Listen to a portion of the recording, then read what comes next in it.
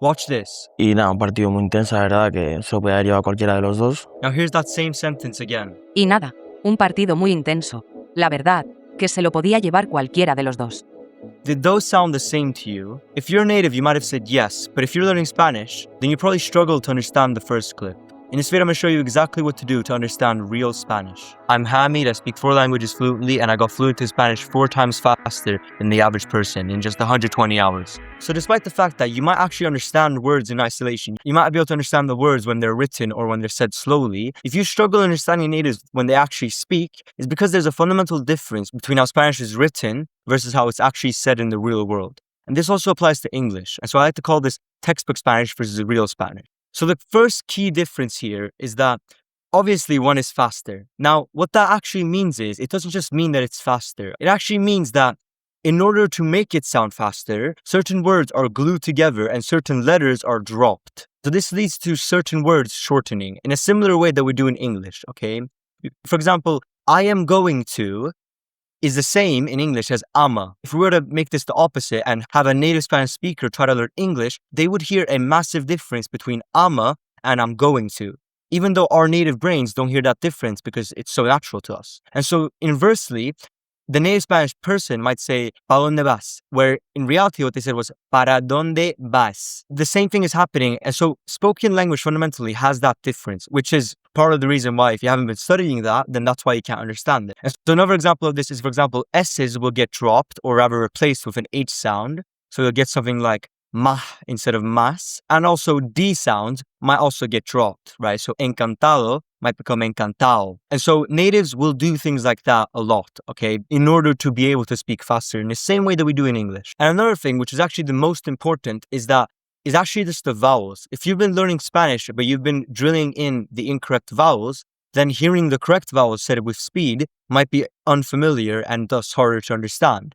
And so really, there is a big difference between the textbook Spanish that we learn in school and the real life Spanish that we want to learn. So it's if we want to learn real life Spanish, why would we not study real life Spanish? It's of course we should study real life Spanish if you want to learn real life Spanish. So then ask yourself, should you really be reading or writing? Should you really be listening to slow Spanish? Should you really be listening to the Duolingo, Pablo guy who reads those words really slowly? Should you be doing dreamy Spanish where they speak very slowly? So the real thing here is the real Spanish has accent, speed, vowels, and slang.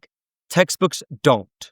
And so that's the real difference. That's why one is so much harder to understand than the other. And then it becomes, okay, what do I do instead? What should I do? And the answer to that is very simple. And by the way, if you're just getting started, I highly recommend joining the Speedy Spanish Hub. It's a free community I created with a bunch of free resources and guides to help you start learning Spanish with these methods. And it'll be the first link in the description. You get better at what you do.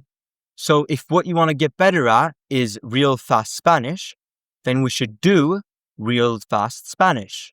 So that means that the words that we are learning, the vocabulary that we're studying, should be said by natives, right? We should learn them in the way that natives say them and use them, not in the way that they're written. Even if there are some similarities, like we saw, when you add them together and build actual real sentences in flow, you get a massive difference between how they sound. So really this comes down to how you learn vocabulary, because the regular method of learning vocabulary is flashcards. But think about what you're studying when you do flashcards.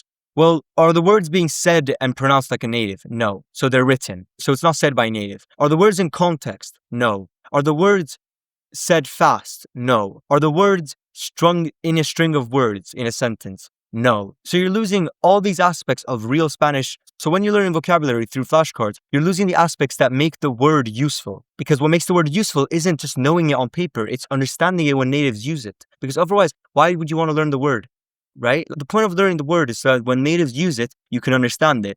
If we're taking away accent, speed, and context, what's the point? Then you're not even learning the word itself. You're learning dumbed down and less useful version of it, right? And so, yes, it works. Of course it can help, but it's not better than learning the words with these 3 aspects applied. So then what's the fix? How do we learn vocabulary within context, with accent, with speed, and with slang? Well, by studying real native Spanish. And where can you find real native Spanish? Well, if you know someone, you can. But mainly, you can find content online that has real native Spanish and also has accurate subtitles and transcripts that can help you actually understand what's going on. And so this is the vocabulary exercise that I did in order to learn Spanish, and I call it transcript training. And so this is how it goes.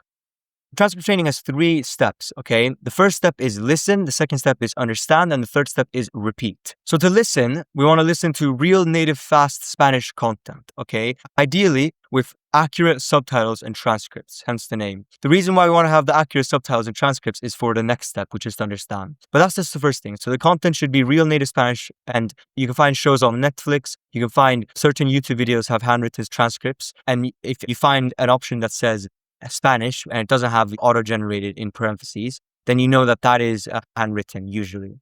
And so usually Spanish TED Talks work great for that. And so the first step is to listen. So what you do is you listen to the piece of content and then you have the accurate subtitles. And then the goal of this step is to match exactly how the words and the sentences were pronounced by the natives. You want to match that to exactly what was written. And so here you're going to match the discrepancies there. Okay. And so, for example, I remembered when I did this exercise, a girl said, me conde cosas, okay? But what was written in the subtitles was, me escondes cosas, which means you hide things from me. And so she pronounced it as me conde, pronounced this escondes as esconde, right? And she pronounced it like that because it was conjugated in both. But yeah, basically, she dropped all the S's and replaced them with H's.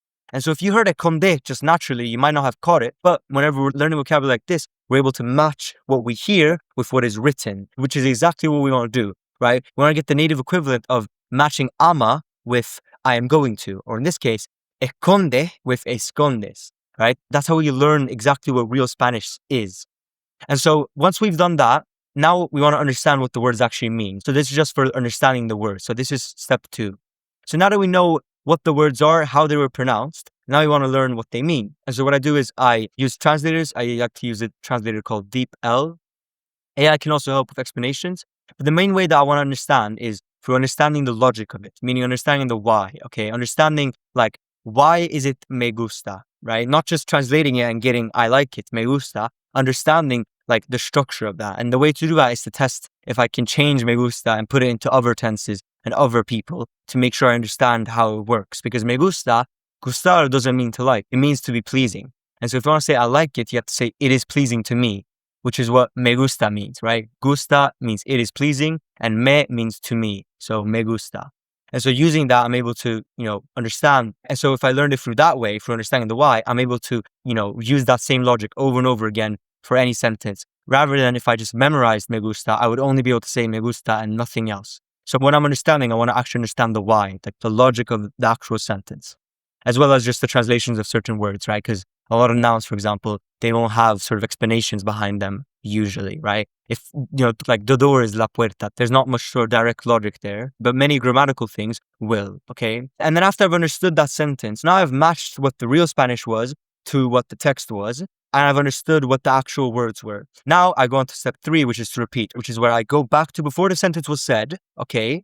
And then, without looking at the subtitles, I listen to the native speaker say it. And now I should perfectly understand exactly what they said because I've matched what they said with what was written and I've understood what it means, which means I completely understand me conde cosas or pa donde vas and so on. And so then I move on to the next sentence and the next sentence of the content until I've understood the whole piece of content. And for me, it took about 1 hour of native Spanish content to reach conversational fluency, enough vocabulary. And so for this example of Lamine Yamal, right? Really, this video isn't about specifically Lamine Yamal, right? It's just an example of real native Spanish. He made like a YouTube channel, not recently, semi-recently, I guess. And so using his video, I think they have handwritten subtitles in those videos.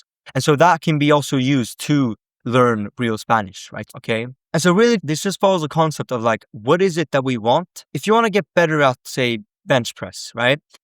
Then like push-ups can help, right? But if the goal is to get better at bench press, then we should just do bench press. Now, that doesn't mean you have to start off at maximum weight, right? And that's the fallacy I see a lot of people make when I suggest this method, when I say that this is what I did. They think that, oh, but I can't understand native Spanish right now, so why should I study native Spanish? And that's actually missing the point. Well, it's like saying, oh, I can't do 2 plates on bench press, so I shouldn't do bench press. Well, no, you should just do less weight, right? And so just because you can't do the heaviest weight on an exercise doesn't mean you shouldn't do the exercise, right? Because if your goal is to get better at the exercise, then doing the exercise is exactly what we want to do with less weight. And so the sort of equivalence of this with this method, the less weight is, for example, having the subtitles, or for example, pausing and listening, or for example, even slowing down the piece of content so we can really match what the native said with what was written.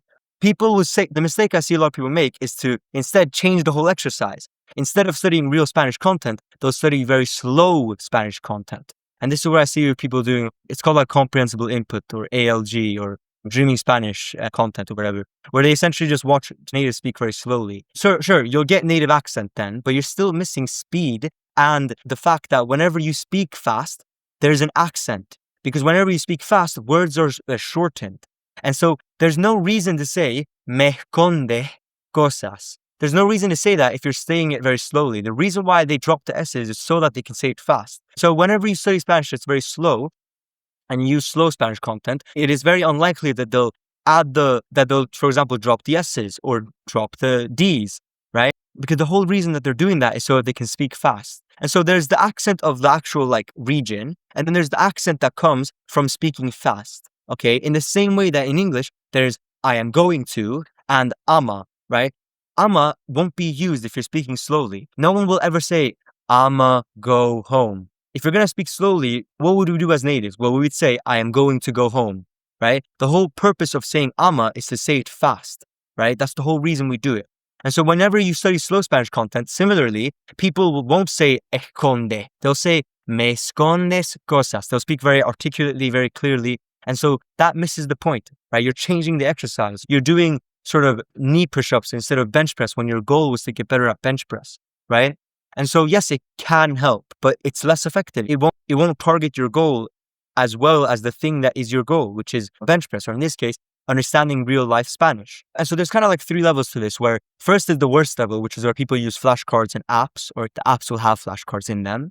Then it's the second level where they'll study slow Spanish content, which still, yes, it's better than flashcards, but it misses the actual accent and speed that we want to learn.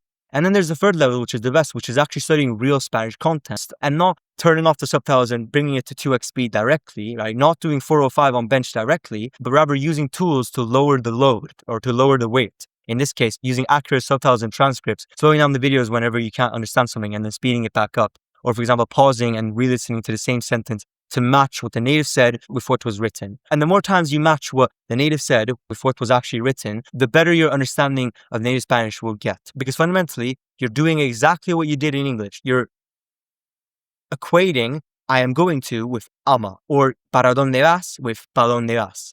And that equivocation, right, matching those is what understanding real Spanish is all about. So really, you want to get better at real Spanish, so then study real Spanish. That's it. Very simple, okay? Yes, it's not easy. Like, I'm not saying this exercise is easy. When I started this exercise, it took me half an hour to go through 2 minutes of content, right? Very hard. But the point is that when you do it consistently and go back to the same piece of content, which is the trick here, you want to repeat the same piece of content consistently. Whenever you do that, over time, you're going to build the sort of habit or ability to matching how words are actually pronounced by natives to how they're written to what they actually mean.